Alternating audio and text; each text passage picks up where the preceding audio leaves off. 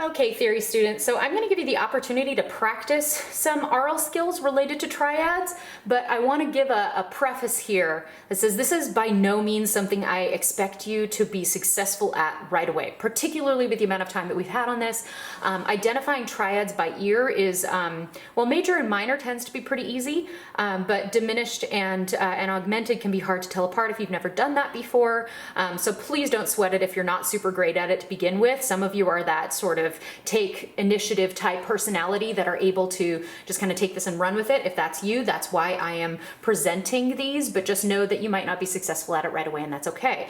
But for those of you who just need to see things, this can also be helpful. I'm going to show you, I've got my 5-tone scale on middle C, and you can totally see why when we're talking triads, we say root, third, and fifth. Here's your root, and if you call that number 1, 1, 2, 3, 4, 5. They're your third and fifth.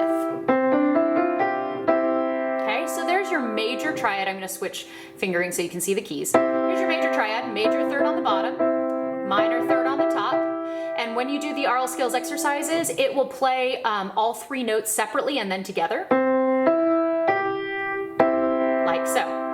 Okay, now as we talk about in other videos, to turn this from a major into a minor triad, you take that third and lower it down by a half step. Now that gives you that minor third on top, or on bottom, major third on top, and you would hear it in your aural skills as, okay, and a lot of people can tell the difference between major and minor, just because maybe in elementary school you heard, you know, happy chords and sad chords, which isn't always true, but you kind of get the idea anyway.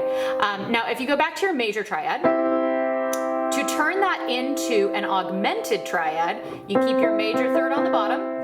This is the note that needs to change. You're going to pop it up, spread it farther apart. That's why the plus sign. Here's your augmented triad. Okay, so back to major, minor. Okay, now to go from a minor to a diminished, you need 2 minor thirds stacked on top of each other. Here's your minor third. To turn this into a minor third, we make it smaller by lowering that fifth. Here's your diminished triad. Okay, so all of them together. There's your diminished. Here's your augmented. You can see why those might be easy to confuse initially as you're practicing them, but go for it if you'd like. And just to review at the end, we have major, we have augmented, back to major, minor, and diminished. And I chose C major to start with because it's easy to see, but you can do this on really any note. Here's your major triad in B flat, minor, diminished, back to major, augmented. Okay, so play around with this on the piano. It might actually help both visually and aurally, and give it a shot.